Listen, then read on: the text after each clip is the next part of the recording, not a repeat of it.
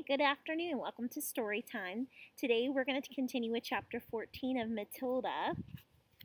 And the last time we were reading together, the Trunchbull was in Miss Honey's classroom and she was doing her normal evil stuff. She had someone picked up by their ears. She was questioning Matilda of whether or not she read read from Nicholas Nickleby from Charles Dickens. And so she was there to scare all the children. So we're going to continue with chapter 14. And this chapter is called The First Miracle. So by the end of our reading, let's find out what did they mean by a first miracle. And a little fun note, I'm not out here reading just to the computer. My cat Zeus decided he was going to listen too. Right, Zeusy? Isn't he a handsome boy? He's a big boy too, huh? Alright, so here is chapter 14. We're almost finished. The First Miracle. Matilda sat down again at her desk. The Trunchbull seated herself behind the teacher's table. It was the first time she had sat down during the whole lesson. Then she reached out a hand and took hold of her water jug. Now, do you remember from Lavender's chapter what she did to this water jug? And if you don't remember, hang tight. Then she reached out a hand and took hold of her water jug. Still holding the jug by the handle, but not lifting it yet, she said, "I have never been able to understand why small children are so disgusting. They are the bane of my life. They are like insects. They should be gotten rid of as early as possible. We get rid of fleas with fly spray and by hanging up fly paper. I have often thought of inventing a spray for getting rid of small children. How splendid it would be to walk into the classroom with a gigantic spray gun in my hands and start pumping it.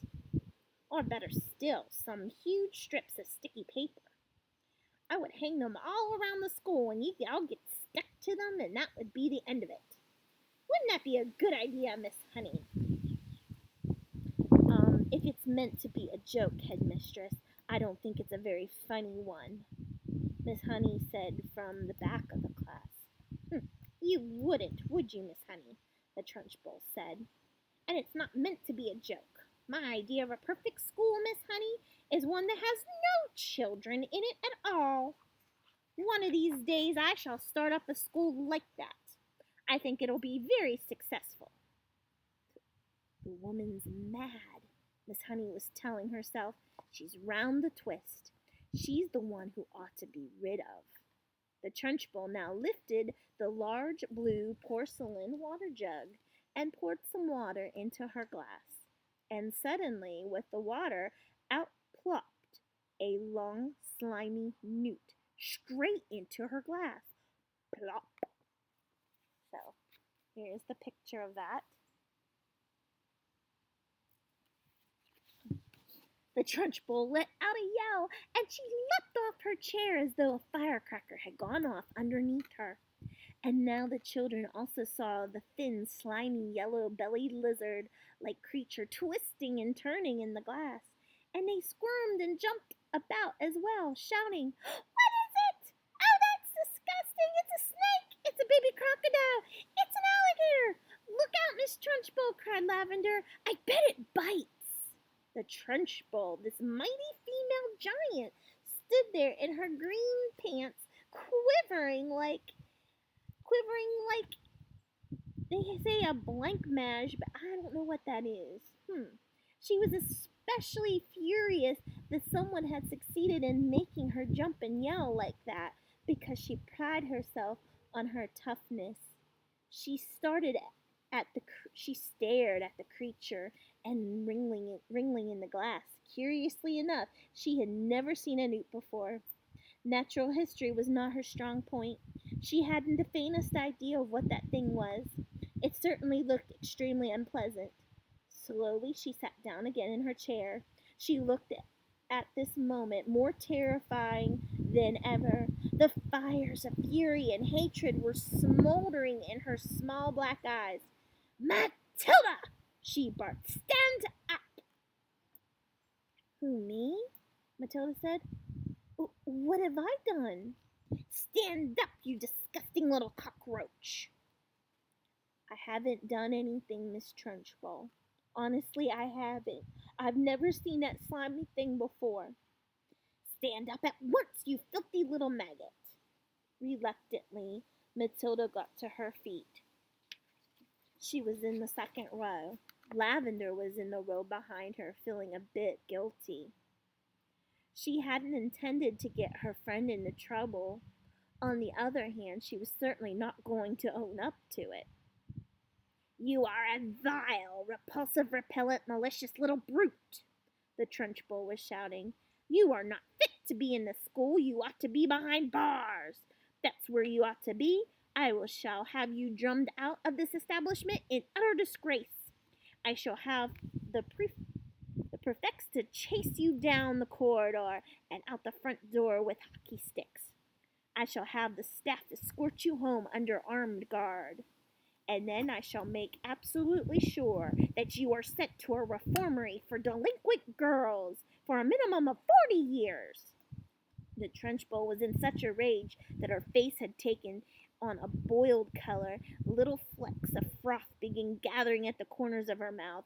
But she was not the only one who was losing her cool. Matilda was also beginning to see red. She didn't in the least mind being accused of having done something she had actually done. She could see the justice in that.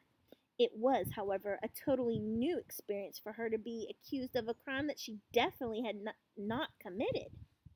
She had had absolutely nothing to do with that beastly creature being in the glass. By golly, she thought, that rotten Trunchbull isn't going to pin this one on me. I did not do it, she screamed. Oh, yes, you did, the Trunchbull roared back. Nobody else could have thought of a trick like that. Your father was right to warn me about you. The woman seemed to have lost control of herself completely. She was ranting like a maniac. You are finished in this school, young lady, she shouted. You are finished everywhere.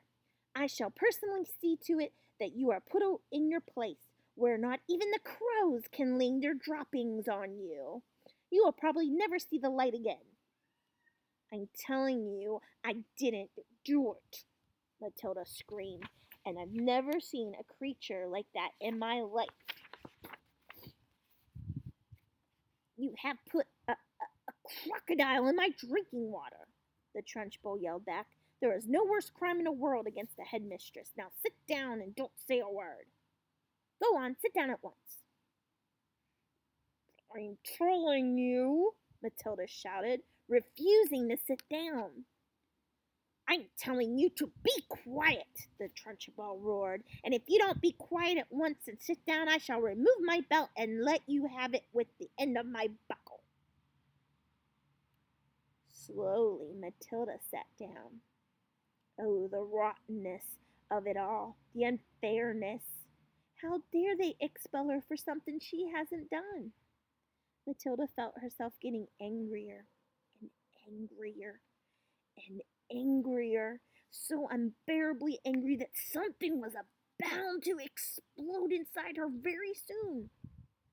The newt was still squirming in the tall glass of water. It looked horribly uncomfortable. The glass was not big enough for it.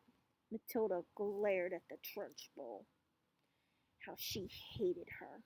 She glared at the glass with the newt inside of it. She longed to march up and grab the glass and tip the contents in the newt all over the Trunchbull's head. She trembled to think what the Trunchbull would do to her if she did do that. The Trunchbull was sitting behind the teacher's table, staring with a mixture of horror and fascination at the newt wriggling in the glass. Matilda's eyes were also riveted on the glass, and now quite slowly there began to creep over Matilda the most extraordinary and peculiar feelings. The feeling was mostly in her eyes, a kind of electricity seemed to be gathering inside of them. A sense of power that was brewing in the eyes of hers, and feeling of great strength was settling itself deep inside her eyes.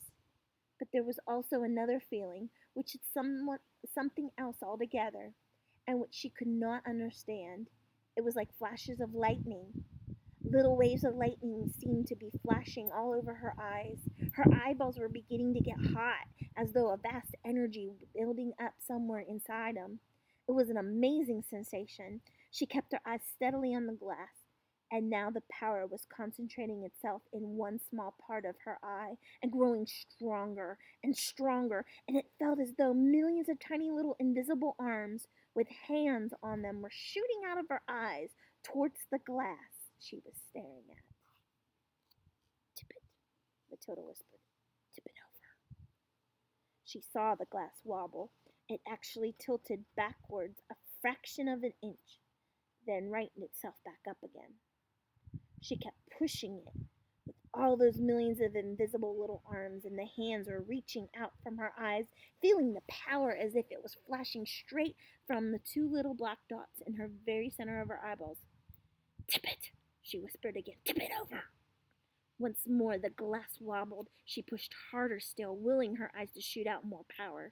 And then, very, very slowly, so slowly she could hardly see it happening, the glass began to lean backwards, further, further, further backwards, until it was bouncing on just one edge of the base.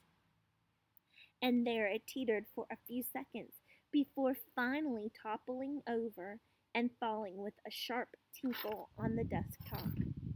The water in it and the squirming newt splashed out all over Miss Trunchbull's enormous chest.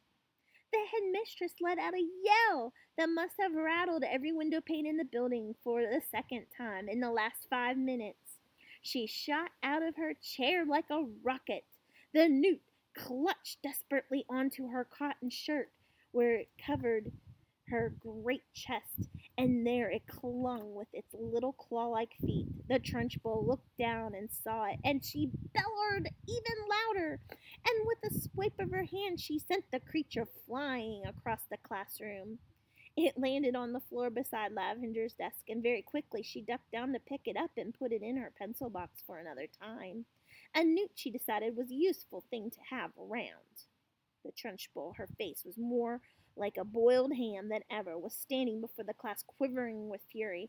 Her massive chest was heaving in and out, and the splash of water down the front of it made a dark, wet patch that had probably soaked right through to her skin. Who did that? She roared. Come on, own up. Step forward. You won't escape it this time. Who is responsible for this dirty job? Who pushed this glass over? Nobody answered. The whole room remained silent as a tomb. Matilda, she roared. It was you. I know it was you. Matilda in the second row sat very still and said nothing. A strange feeling of serenity and confidence was sweeping over her, and all of a sudden she found that she was frightened by nobody in the world. With the power in her eyes alone, she was compelled to move that glass of water and tip it over and spill its contents all over the headmistress. And anybody who could do that could do anything. Speak up, you clotted carbuncle, she roared. Admit that you did it. Matilda looked right back into the flashing eyes of this infuriated female giant and said with total calmness, I have not moved away from my desk, Miss Trunchbull, since the lesson began. I can say no more. Suddenly, the entire class seemed to rise up against the headmistress. She didn't move, they cried out. Matilda didn't move. Nobody moved. You must have knocked it over yourself. I most certainly did not knock it over myself, roared the Trunchbull. How dare you suggest such a thing? Speak up, Miss Honey. You must have seen everything. Who knocked over this glass? None of the children did, Miss Trunchbull, Miss Honey answered. I can vouch for it, as nobody has left his or her desk all the time that you have been here except for Nigel, and he has not moved from his corner. Miss Trunchbull glared at Miss Honey. Miss Honey met her gaze without flinching. "I am telling you the truth, headmistress," she said. "You must have knocked it down without knowing it. That sort of thing is easy to do."